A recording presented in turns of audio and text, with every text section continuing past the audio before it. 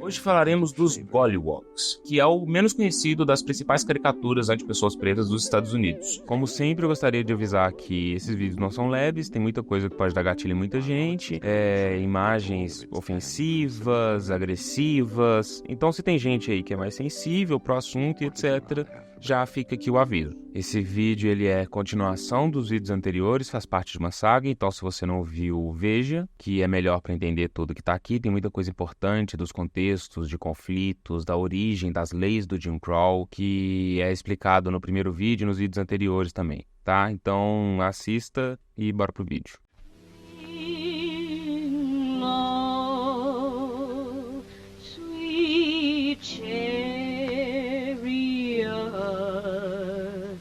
Coming for to carry me home. Says I was coming from the south, Susanna, don't you cry. Oh, every time I wheel about a jump, Jim. Rub the knuckles on. Hey, pro.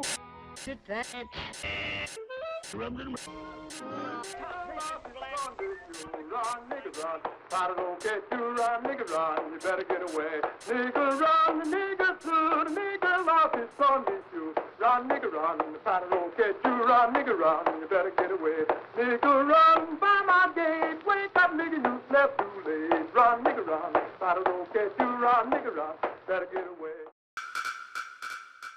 Golliwogs são caricaturas feias, com a pele muito preta, frequentemente com olhos grandes e bordas brancas, lábios de palhaço vermelho ou branco e cabelo desgrenhado e crespo. Tipicamente vestido com jaqueta, calças, gravata borboleta, colarinho alto numa combinação de vermelho, branco e azul e ocasionalmente cores amarelas. A imagem do Golliwog é muito popular na Inglaterra e em outros países europeus e é encontrada em uma variedade de itens, incluindo cartões postais, potes de geleia, peso de papel, broche, carteira, frasco de perfume, quebra-cabeça de madeira, partitura, relógios e bonecas. Nas últimas 4 décadas, os europeus debateram se o Golliwog é um ícone adorável ou um símbolo racista. Spoiler, é racismo. O Golliwog começou a vida como um personagem de livro de histórias criados por Florence Kate Upton. Upton nasceu em 73 em Flushing, Nova York, de pais ingleses que emigraram para os Estados Unidos em 1870. E ela ilustrou seu próprio livro infantil na esperança de arrecadar dinheiro. Em 95, ela fez esse livro que era intitulado As Aventuras das Duas Bonecas Holandesas, The Adventures of Two Dutch Dolls, que foi publicado em Londres. A mãe dela, Bertha Upton, que fez as ilustrações do livro e escreveu os versos acompanhantes. Os personagens principais do livro eram duas bonecas holandesas, Peggy e Sarah Jane, e o Golliwog.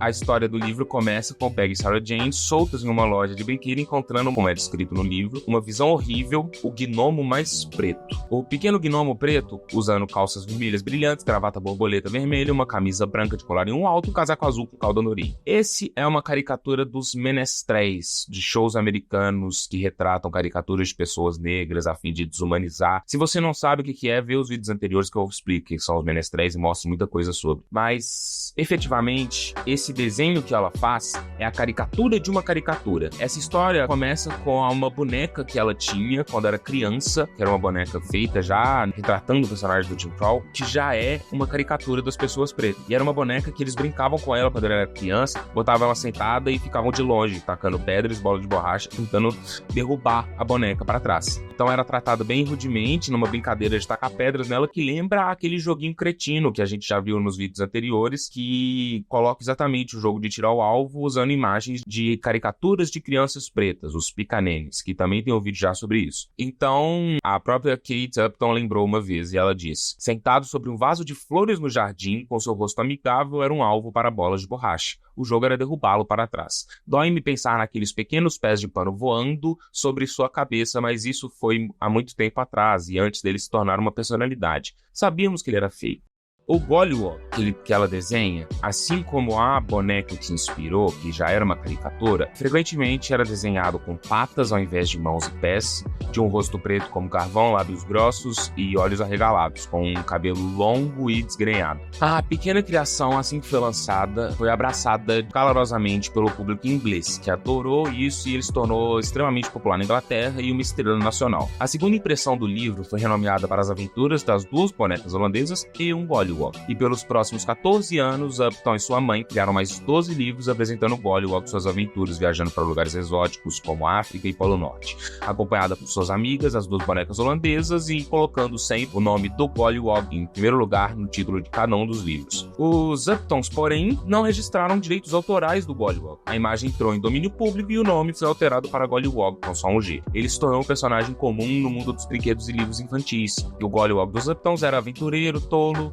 mas na maioria das vezes ele era bonzinho, embora com aparência desagradável e incômoda. Mas ele não era feito como um personagem mal intencionado ou vilanesco nos livros delas, pelo menos a princípio. Posteriormente, eles foram sim retratados de formas cruéis, mal intencionadas, mais ainda horrendos visualmente. As primeiras bonecas Gollywog eram bonecas de pano feitas por pais para seus filhos. Muitas milhares foram feitas durante o início do século XX. Muitos fabricantes de boneca começaram a produzir os Gollywog's e os três principais produtores eram a Steiff, a Schilco e a Levin. Todas três empresas alemãs. A Mary Todd e Deans, ambas do Reino Unido. A companhia Steiff é a fabricante mais notável das bonecas Gollywog. Em 1908, Steiff tornou-se a primeira empresa a produzir e distribuir bonecas Gollywog em massa. Hoje essas bonecas são vendidas a 10 mil a 15 mil dólares cada, sendo vendidas como colecionáveis Gollywog. Em 1995, no 100º aniversário da criação do Gollywog, a Steiff produziu mais 2 bonecas Gollywog, incluindo a primeira boneca Gollywog feminina da empresa. James Robertson & Sons, um fabricante britânico de geleias e conservas, começou a usar o Gollywog como sua marca registrada no início dos anos de 1900. Gollywog apareceu nos rótulos de produto e materiais de publicidade da Robertson. Durante a primeira metade do século XX, as bonecas Gollywog eram um brinquedo favorito das crianças da Europa. Apenas o Teddy Bear superou o Gollywog em popularidade. Pequenas crianças dormiam com suas bonecas pretas e muitos europeus brancos ainda falavam com sentimento nostálgico sobre seus Gollies de infância. O Sir Kenneth Clark, o renomado historiador de arte, afirmou que os Gollywogs de sua infância eram exemplos de cavalheirismo muito mais persuasivos que os cavaleiros da lenda arturiana não convincente.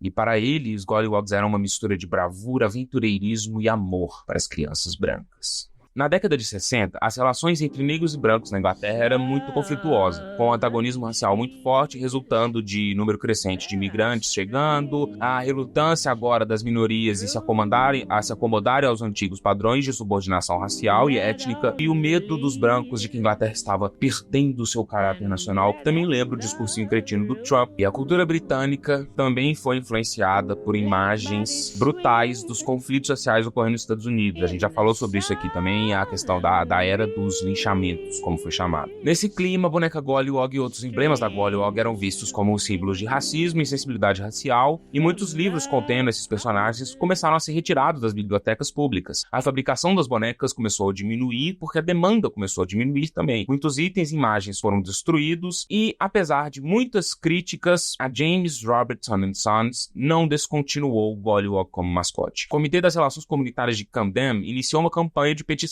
por assinaturas para enviar à companhia ao Robertson, mas que também não teve muito efeito. O Comitê Nacional sobre Racismo em Livros Infantis criticou também publicamente o uso da personagem Golly pela Robertson em sua publicidade, e outras organizações pediram boicote aos produtos da Robertson. Entretanto, ela ainda continuou a usar o Gollywog como sua marca registrada em muitos países, incluindo o Reino Unido, embora foi sim removido da embalagem da Robertson nos Estados Unidos, Canadá e Hong Kong. De muitas maneiras, a campanha para banir esses Gollywog's foi semelhante à campanha americana contra o Little Black Sambo, que a gente já falou também aqui sobre isso, e em ambos os casos as minorias raciais e brancos simpatizantes argumentaram que essas imagens eram imagens que menosprezavam, agrediam as pessoas pretas e as crianças pretas. As organizações de direitos civis lideraram ambas as campanhas, e líderes cívicos e políticos brancos eventualmente se juntaram ao esforço para banir as caricaturas ofensivas. Agora vamos lá. As alegações de que esses Gollywog's são racistas é apoiado por representações literárias de outros escritores também, como Enid Blyton, que, ao contrário de Upton, como a gente disse, ela retratava geralmente Gollywog como personagem amigável. Agora, os Gollywog's da Blyton eram extremamente roots e vilanescos. No livro de Blyton, Here Comes Noddy Again, um Gollywog pede ajuda ao herói e depois rouba seu carro. Blyton, uma das escritoras europeias mais prolíficas, incluiu os Gollywog's em histórias reais, mas ela escreveu apenas 3 livros, principalmente sobre os Gollywog's. The Three Gollywog's, Os Três Gollywog's, em 1944, o The Proud Gollywog, Gollywog Orgulhoso, em 1951,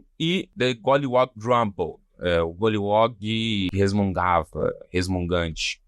em 1955. Suas representações de Gollywog eram pelos padrões, obviamente, racistas, insensíveis, e um trecho aqui é bem ilustrativo. Uma vez, os 3 ousados Gollywog e decidiram dar um passeio até o Bumblebee Common. Golly não estava completamente pronto, então Wog e disseram que começariam sem ele. Golly os alcançaria assim que pudesse. Então, os 2 amigos, Wog e o outro, partiram de braços dados, cantando alegremente a sua música favorita, que era 10 Negrinhos. Um poema infantil, muitas vezes musicado, que celebra a morte de 10 crianças negras uma a uma. Romance também de Agatha Christie, chamado Os 10 Negrinhos, e publicado em 1939, cuja capa mostrava um Gollywog enforcado pendurado. A reputação e a popularidade de Gollywog também foram prejudicadas pela associação com a palavra wog, que é aparentemente derivada da palavra Gollywog e é um insulto inglês contra pessoas de pele escura, especialmente estrangeiros do Oriente Médio, Extremo Oriente. E durante a Segunda Guerra Mundial, a palavra foi usada pelo exército britânico no norte da África, principalmente como insulto contra árabes de pele escura. Na década de 60, os Argyll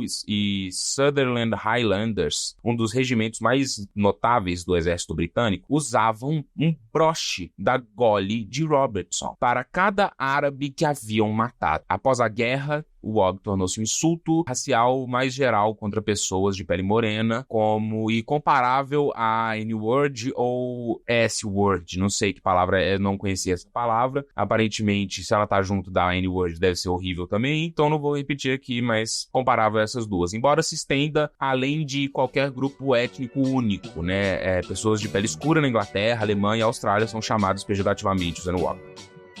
O Gollywog foi criado em uma era especialmente racista, desenhado como uma caricatura de menestrel que por si só já representava uma imagem depreciativa das pessoas pretas. Com a estereotipagem racial de muitas pessoas negras no livro de Florence Upton, por mais que ela fale que não era intencionalmente racista, refletiam crenças e, obviamente, eles eventualmente começaram assim a representar e refletir crenças negativas sobre pessoas pretas, como ladrões, malfeitores, marginais, incompetentes, e há pouca dúvida de que as palavras associadas ao Gollywog, que é Golly, Wog, ou o próprio Gollywog, são frequentemente usados como insultos raciais. E finalmente, o ressurgimento do interesse dos Gollywogs agora já não é mais encontrado em crianças, principalmente, já não é mais um objeto infantil, mas agora restou para adultos com uma nostalgia racista e indelicada, e outros adultos também que apenas têm interesses financeiros nisso.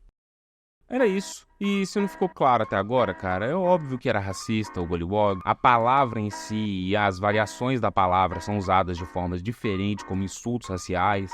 O personagem é um personagem feito de forma grotesca a partir de uma caricatura ofensiva das pessoas pretas. Não tem como se defender uma coisa do tipo sobre a defesa de uma nostalgia. Não, que esse objeto ele faz parte da cultura e causa uma nostalgia. Não existe nostalgia acima do direito, da dignidade e do respeito humano. Não existe nostalgia e liberdade de expressão acima dos direitos humanos. E ponto final. Uma coisa pode ser parte da cultura e ser terrível ao mesmo tempo. Não faz diferença, uma coisa não anula a outra. Tanto que os defensores dessa palhaçada usavam e usam os mesmos argumentos contra o politicamente correto, que é utilizado hoje em dia por comediantes que são os bastiões da moral e do politicamente incorreto e etc., na defesa de absurdos, de falas terríveis, e, assim, para tentar não ter consequências dos seus próprios atos. É isso.